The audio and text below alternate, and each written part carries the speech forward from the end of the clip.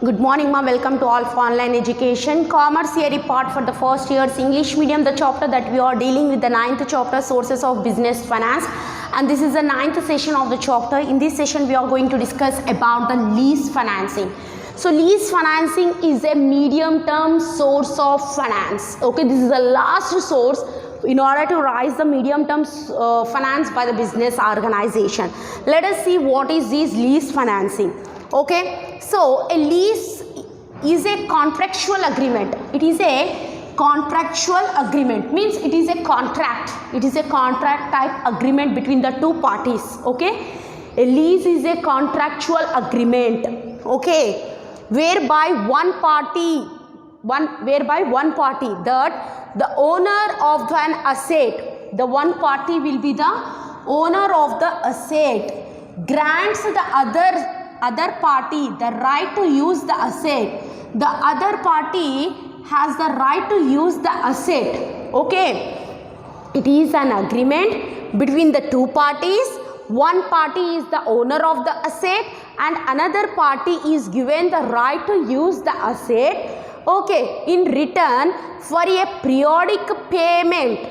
Okay, for they have to pay periodically, for monthly or for 6 months or for 3 months, whatever it may be, they have to pay periodically certain amount to the owner of the asset. Okay, see here, listen ma. Lease financing. In the lease financing, it is an agreement. First thing, it is a contractual agreement, means it is a contract between the two parties. One party is the owner of the asset and another party will use that asset. This owner of the asset will transfer the right to use an asset, transfer the right to other party to use the asset. While using the asset by the other party, it has to pay certain amount to the owner of the asset. Okay, certain amount to the owner of the asset, that is periodical payment. In the other words, if we say in other words, it is a renting of an asset, means giving an asset on the rent basis for a specified time. Okay, for a specific period of time. Okay, it is renting of an asset, means one asset is giving on the rent basis for a specific period, means for a specified period of time. The owner of the asset is called lessor. Okay, the owner of the asset is called as lessor. Okay, the owner of the asset is called as lessor, where the other party use the asset is known as lessee. Okay, the other party who is using the asset, that is lessee. Lessor means the owner of the asset. Lessee means the party who use the asset. Okay, lease finance is an important mean for modernization and diversification of the firm. Okay, for the modernization means in order to update the firm, or in order for diversification means in order to expand the firm, it is very much important. What? Lease finance is very much important. Lease finance is a contractual agreement between the two parties. One is the owner of the asset, who is known as lessor. Next, the another one who use the asset, he is known as lessee. So the lessee will pay specific amount, periodical payment to the lessor. Lessee pay the amount to the lessor. Okay. Such financing is resorted to acquiring assets like computers, electronic equipments, etc. So generally these types of agreements are made in order to get the assets. What kind of assets? Computers and other electronic equipments, plant and machinery. Sometimes buildings are also taken as a lease, or any other business is also taken as a lease. So this is about the lease financing. You have to remember 4 points here. One is lease is a contractual agreement. It is an agreement between the two parties. The owner of the asset is known as lessor, and the person who use that asset is known as a lessee. Sorry, the lessee will pay the amount specific, okay, periodical payment. The lessee will do the periodical payment to the lessor, who is the owner of the asset. Lessor అనేటోడు owner of the asset, lessee ఏమో ఆ అసెట్ని use చేస్తున్నారు. Yes, there make a mutual agreement. Yes, lessor ఏం చేస్తుండో ఆ వస్తువుని ఆ అసెట్ని ఇచ్చి నువ్వు వాడుకో అని చెప్పడం జరుగుతుంది స్పెసిఫిక్ టైం పీరియడ్ వరకు. అప్పుడు వరకు లెస్సార్కి స్పెసిఫిక్ అమౌంట్ రెగ్యులర్గా పే చేస్తూ ఉండాలి. So this is about the lease financing. Let us move on to the short term source of finance. Okay, this is the short term source of finance. We have nearly 8. In that I have just explained here 2. So remaining I will explain you in the next session. Okay, first one is bank credit. So bank generally provide 3 types of credits. What is that? First one is loan, second one is cash credit, and the third one is overdraft. Let us see what are these in detail. Loan means, we know what is loan. Banks loans are provided for a specified short period. Okay, generally bank loans are provided for a specified short period, means within the 1 year. Okay, the amount of the loan depend upon the size and goodwill of the firm.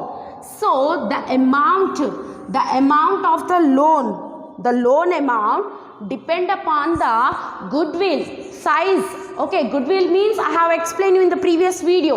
Yes, based on the size and goodwill of the firm, the loan amount depend upon the size and goodwill of the firm.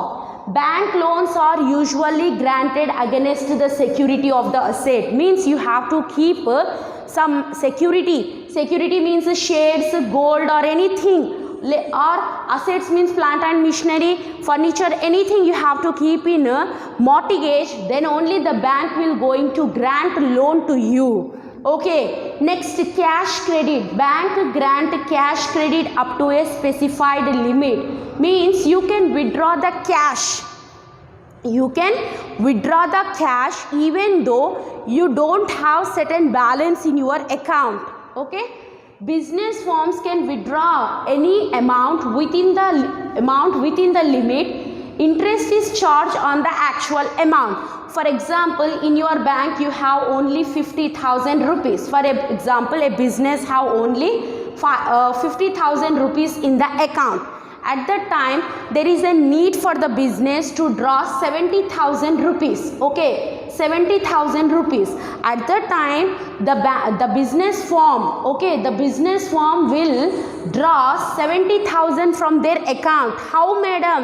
బ్యాంక్లో 50,000 ఉంటే 70,000 ఎట్లా draw చేస్తున్నాడు madam అంటే, bank వాళ్ళకు cash credit facility ఇస్తుంది నాన్న. Cash credit facility అంటే ఒక స్పెసిఫిక్ లిమిట్ వరకు వాళ్ళు డ్రా చేసుకునే లిమిట్ అనేది ఉంటుంది. ఓకే, ఫర్ ఎగ్జాంపుల్ బ్యాంక్ వీళ్ళకు 1 lakh వరకు లిమిట్ ఇచ్చింది అనుకోండి, డ్రా చేసుకునే అమౌంట్ 1 lakh వరకు లిమిట్ ఉందనుకోండి.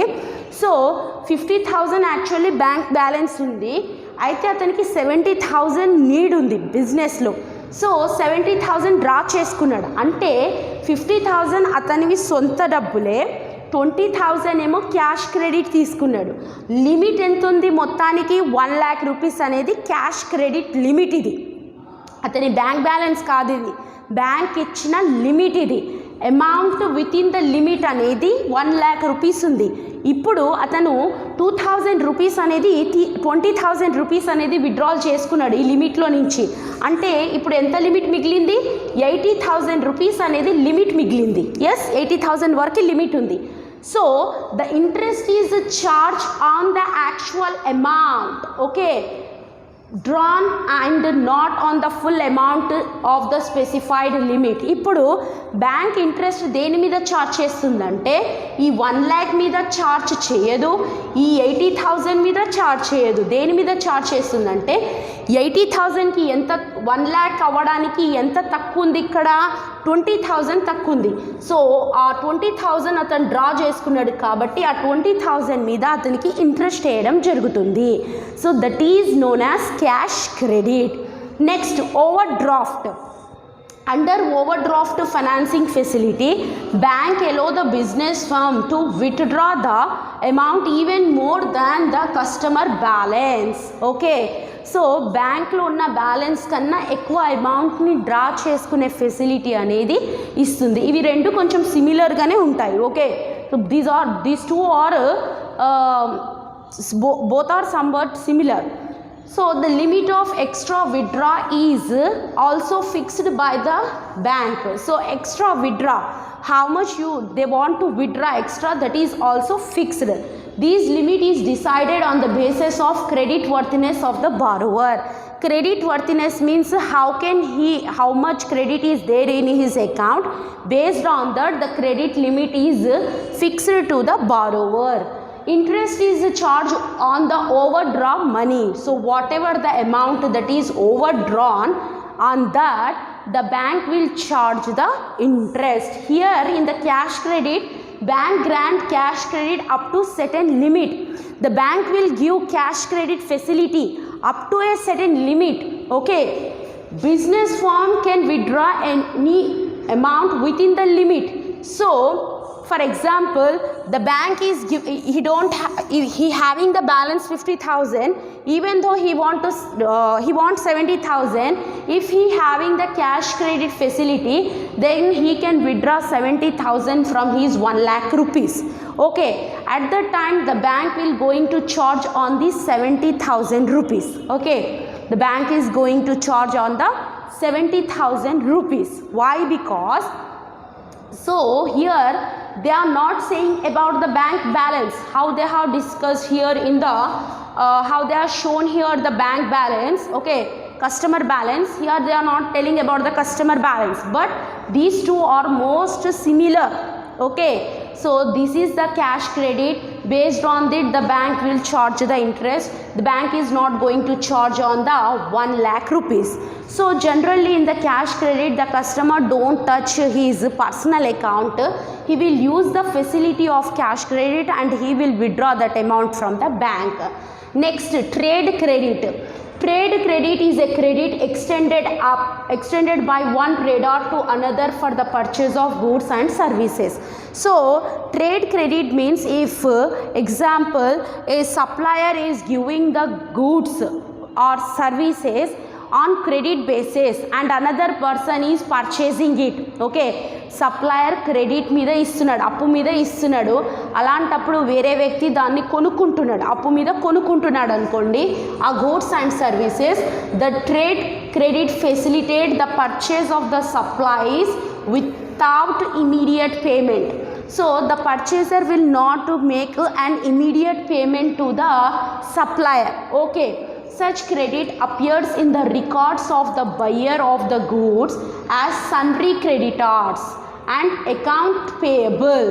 So in the books of the buyer means who purchased it.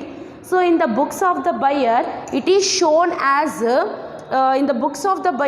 shown as a sundry creditor or account payable, means he has to pay. Account payable means these purchaser has to pay that amount to the supplier. Yes, trade supplier, they have to pay that amount to the trade supplier. Sundry creditors means already I explained you creditor. What is creditor? Sundry means they just keep like that. So sundry creditor and or account payable, both are similar. Because the purchaser has not made the payment, he said that I will pay you sometime in the future. So that's why he will record in his book. The purchaser will record in his book like sundry creditor or accounts payable. Okay, so this is about some of the short term source of finance, that is bank and trade credit. Okay, you don't confuse here overdraft and cash credit. Okay, these both are somewhat similar. Okay, so cash credit means the person who having the account in the bank, they are not going to touch their bank account. So they will totally take the amount from the cash credit itself, but in overdraft they will draw more than their bank balance. Okay, that is the main variation. ఇక్కడ ఇతనికి cash credit facility ఇచ్చినాం కాబట్టి ఇతను ఏం చేస్తుండంటే ఆ cash credit ఫెసిలిటీని మొత్తం utilise చేసుకుంటుండు. For example అతనికి 70,000 కావాలనుకోండి, మొత్తానికి మొత్తం 70,000 ఆ క్యాష్ క్రెడిట్ నుంచే తీసుకుంటుండు, అతని అకౌంట్ని టచ్ చేస్తలేడు. ఓకే, బ్యాంక్ ఏం చేస్తుంది, ఫర్ ఎగ్జాంపుల్ లిమిట్ పెట్టింది, 1 lakh రూపీస్ లిమిట్ పెట్టింది. ఆ 1 lakh మీద ఇంట్రెస్ట్ చార్జ్ చేయదు, ఆ 70,000 మీద మాత్రమే ఇంట్రెస్ట్ చార్జ్ చేస్తుంది. ఓవర్ డ్రాఫ్ట్లో ఏమవుతుందంటే అతనికి బ్యాంక్ బ్యాలెన్స్ 50,000 ఉండే, అతను 70,000 డ్రా చేస్తున్నాడు అనుకోండి, అప్పుడు ఆ ఎక్సెస్ అమౌంట్ ఎంత, 20,000. ఆ 20,000 మీద ఇంట్రెస్ట్ అనేది చార్జ్ చేయడం జరుగుతుంది. So these are the general variation between cash credit and overdraft facility. So let us meet in the other session with some other topic regarding the short term source of finance.